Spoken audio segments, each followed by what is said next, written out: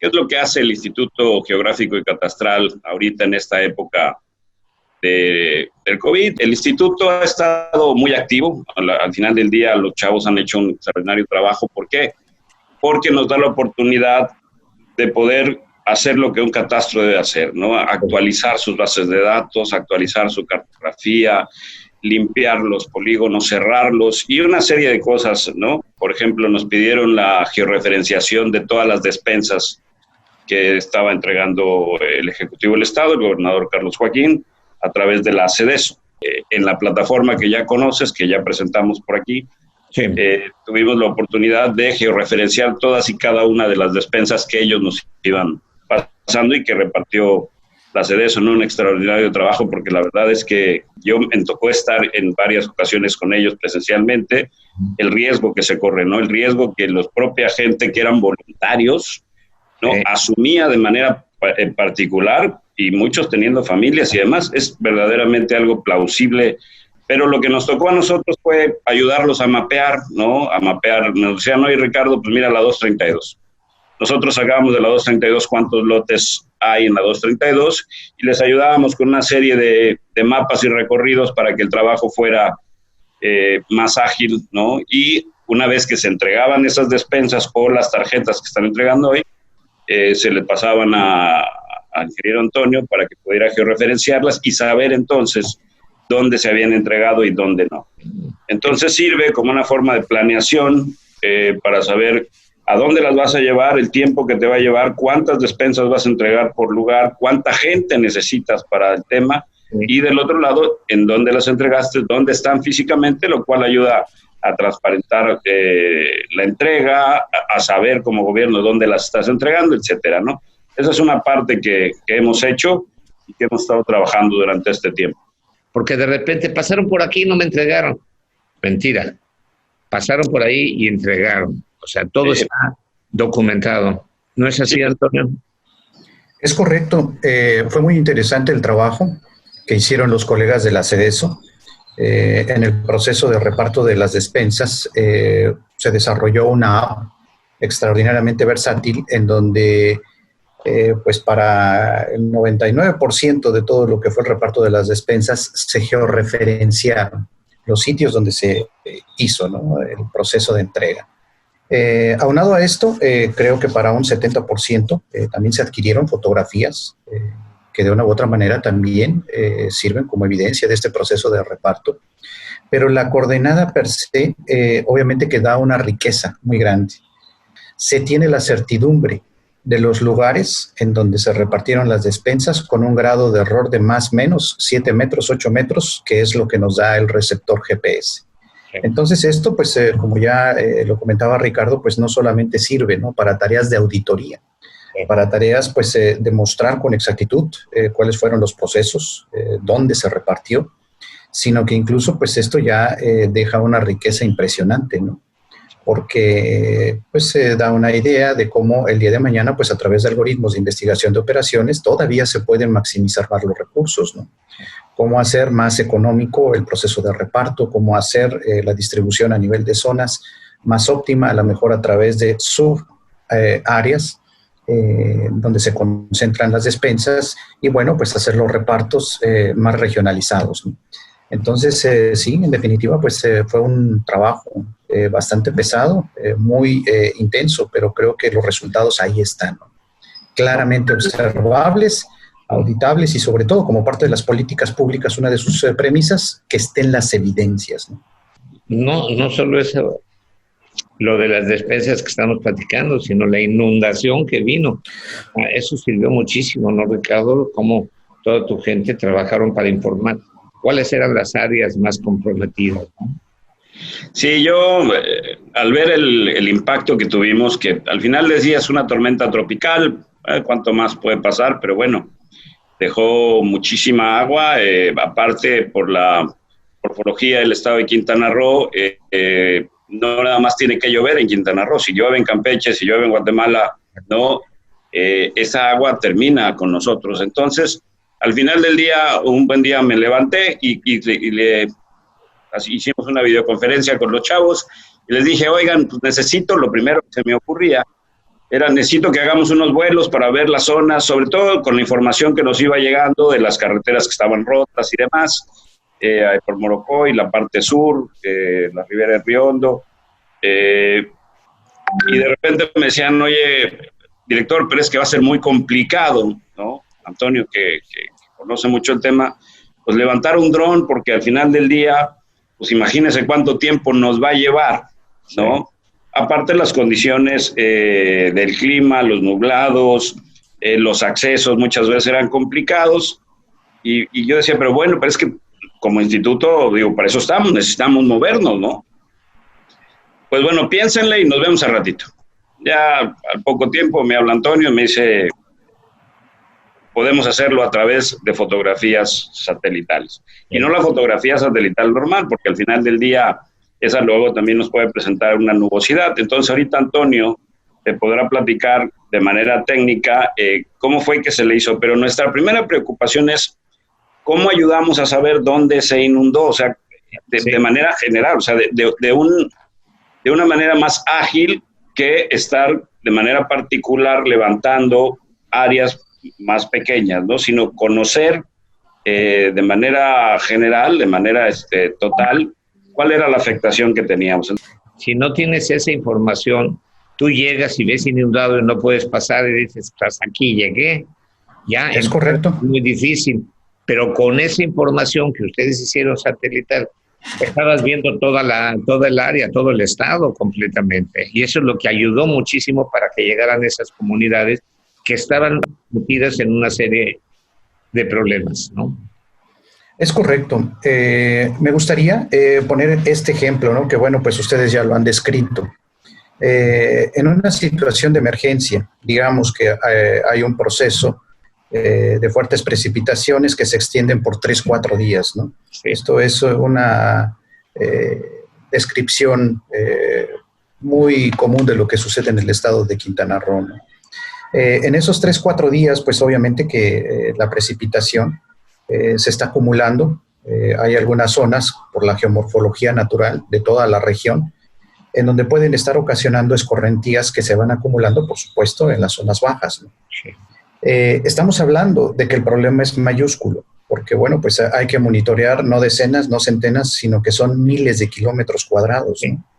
Lo que sucedió con la tormenta Cristóbal, pues prácticamente cubre desde el centro del estado de Quintana Roo, desde los municipios de José María Morelos, Felipe Carrillo Puerto, hasta prácticamente el sur del Río Hondo, ¿no? Entonces, pues ahí nosotros tenemos un cuadrado más o menos de 300 por 250 kilómetros, que ya nos da una cantidad impresionante, ¿no? De miles de kilómetros cuadrados. En tiempos muy rápidos, lo que se tiene que generar, pues es lo que se conoce como información de emergencia para la toma de decisiones y responder. Responder, por ejemplo, pues a la ayuda, que a lo mejor en un momento dado pues se pueda requerir protección civil, algunas otras áreas del Estado a nivel federal, como Marina, Gobierno, Defensa, etcétera, para poder llegar a las localidades. Y sobre todo lo que viene después, ¿no? Medicinas, reparto de despensas, etcétera, ¿no? Y también algo también que resulta fundamental es tener el inventario de cuáles son las posibles infraestructuras que están dañadas. Hemos tomado imágenes, lo que es interesante es de que pues ya hay muchos cúmulos de imágenes que ponen a disposición los países desarrollados para estos temas de emergencia. Sí. Creo que hicimos un trabajo bastante adecuado porque creo que en la región fuimos los primeros en tomar estas imágenes, procesarlas y evidenciar estas zonas de acumulación de agua. ¿Cuáles han sido los resultados? Bueno, hemos procesado alrededor de 24,000 kilómetros cuadrados del territorio estatal con imágenes de radar. Esto nos ha permitido ya tener lo que se conoce como una huella muy fina de cuáles son las zonas propensas a inundación, que se inundaron, y nosotros comentamos propensas porque el día de mañana, ante situaciones similares, existe alto grado de probabilidad de que vuelvan a inundarse, ¿no? Sí. Entonces, esto pues obviamente que ya es un conjunto de datos muy importante como Instituto Geográfico y Catastral. En la parte geográfica pues estamos encontrando este tipo de lugares que son muy importantes, ¿no? Nuestros procesos nos han dado lugar a que, bueno, las imágenes son extraordinariamente detalladas, pero tenemos que empezar a hacer filtros, ¿no? Filtramos por área, por ejemplo, solamente las áreas de inundación más grandes a 10 hectáreas o a 100 hectáreas son las que las convertimos en áreas consideradas como sujetos de difusión, de divulgación. Y lo mejor de todo, pues, es que podemos ya empezar a correlacionarlas en tiempos muy rápidos con otras capas de datos. Por ejemplo, cuestión de minutos, nosotros podemos saber cuáles son las zonas de cultivo que han sido impactadas por estas zonas de inundación. Incluso podemos cuantificar, ¿no? A nivel de polígono, qué porcentaje de la zona de cultivo pues, puede estar ante una determinada depresión o tormenta tropical, haber sido inundada. Cuáles son, por ejemplo, algunos elementos de la infraestructura carretera que están dentro de una zona inundada, como puede ser un puente, como puede ser ciertos metros de pavimento, etcétera, ¿no? La última vez que estuve con ustedes y que veíamos que era el Instituto de Geografía y Catastro y todo eso eran para lo de los terrenos y cómo estaban los terrenos. No, esto es más allá que de inimaginable. Ahorita, por ejemplo, que me están platicando, el tener ubicados en la repartición de despensas en el Estado, qué es lo que está haciendo, cómo se está haciendo, dices, es una maravilla porque es un control, son requisitos de control. Y ahora con lo de las inundaciones que hubo, tener el control y saber perfectamente bien qué comunidad es la que requiere la ayuda más pronto, o dónde poner una solución, porque en un futuro si vienen las aguas, pues reforzar la carretera, porque cómo es la fuerza del agua, ¿no, Ricardo? También. No acaba estrictamente con el tomar la información hoy, sino que, como bien dijo Antonio, esa información, pues tenemos que aprovecharla para otros temas, ¿no? Es decir, en pasados eventos climatológicos tuvimos una afectación en el área de los Chunes, ¿no? Sí.